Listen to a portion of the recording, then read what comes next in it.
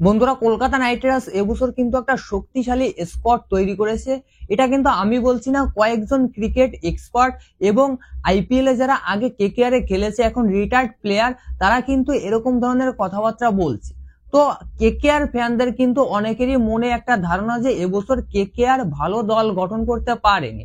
তো এই ভিডিওতে আপনাদেরকে বলবো বন্ধুরা, কেকেআর কিন্তু সত্যিই একটা ভালো দল গঠন করেছে। টি-20-র জন্য কিন্তু এটা একটা বেস্ট টিম।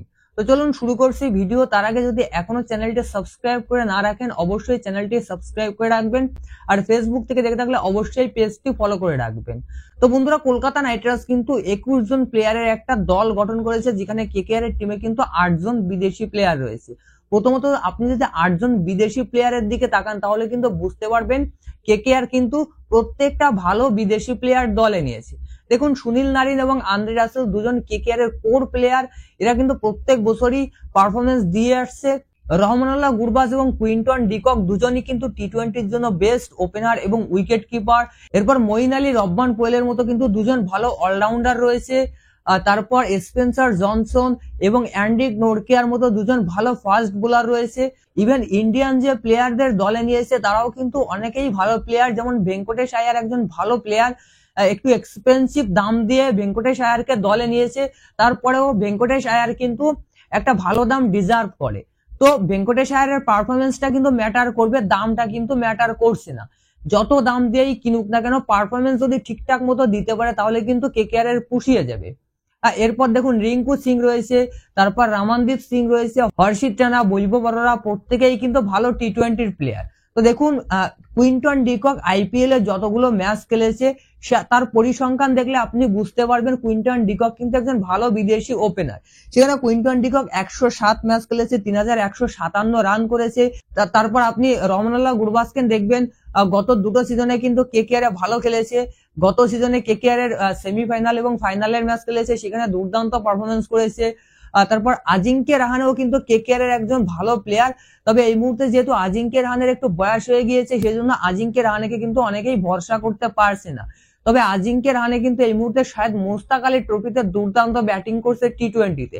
ইভেন দুটো ম্যাচে 50+ স্কোর করেছে, একটা ম্যাচে কিন্তু 95 করে আউট হয়ে গিয়েছে। তো আজিঙ্কে রাহানেও কিন্তু ভালো ফর্মে রয়েছে। কেকেআর এর ফ্যানরা যারা আজিঙ্কে রাহানেকে নিয়ে সন্দেহ করছেন, আমার মনে হয় কেকেআর এ কিন্তু এবছর আজিঙ্কে রাহানে একটা ভালো পারফরমেন্স দেবে। তো কেকেআর এর ব্যাটিং অর্ডারে যেসব প্লেয়াররা রয়েছে যারা মেইনলি খেলবে, তাদের ভিতর কিন্তু প্রত্যেকেই ভালো ফর্মে রয়েছে এবং ভালো টি-20-র প্লেয়ার। রহমানুল্লাহ গুরবাজ, সুনীল নারিন, তারপর রিঙ্কু সিং, ভেঙ্কটেশ আয়ার, আন্দ্রে রাসেল, রামানদীপ সিং, প্রত্যেকটা ব্যাটসম্যানই কিন্তু ভালো ব্যাটসম্যান। আজিঙ্কে রাহানেও কিন্তু এই বছরটাই, স্পেশালি এই বছরটাই কিন্তু ভালো ফর্মে রয়েছে। তো ব্যাটসম্যানটা আপনারা দেখলেন, দারুণ ফর্মের প্লেয়ার এবং দারুণ অ্যাগ্রেসিভ প্লেয়ার কিন্তু দলে নিয়েছে কেকেআর। এরপর আপনি যদি বোলিং লাইন আপটা দেখেন, তাহলে কিন্তু বুঝতে পারবেন কেকেআর এর বোলিং লাইন আপ অন্যান্য দলের থেকে অনেক শক্তিশালী। পেস বোলার হিসেবে কিন্তু দলে রেখেছে হর্ষিত রানা, আন্দ্রে রাসেল, বৈভব অরোরা, স্পেন্সার জনসন, অ্যান্ড্রিক নোরকিয়া এবং উমরান মালিক, এই কয়েকজন কিন্তু পেস বোলার হিসেবে দলে রেখেছে।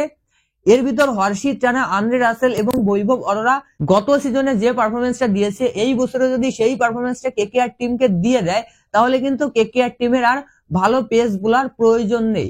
কারণ প্লেয়ার যেমনই হোক না কেন, পারফরমেন্সটা কিন্তু ম্যাটার করে। দুজন বিদেশি প্লেয়ার দলে নিয়েছে, বিদেশি ফাস্ট বোলার। তাদেরকেও দেখুন, স্পেন্সার জনসন কিন্তু অস্ট্রেলিয়ান প্লেয়ার এবং অ্যান্ড্রিক নোরকিয়া সাউথ আফ্রিকান প্লেয়ার, দুজনই টি-20-র জন্য ভালো বোলার। উমরান মালিক প্রথম সিজনটা ভালো খেলেছে, পরের সিজনটায় খুব একটা খেলার সুযোগ পায়নি।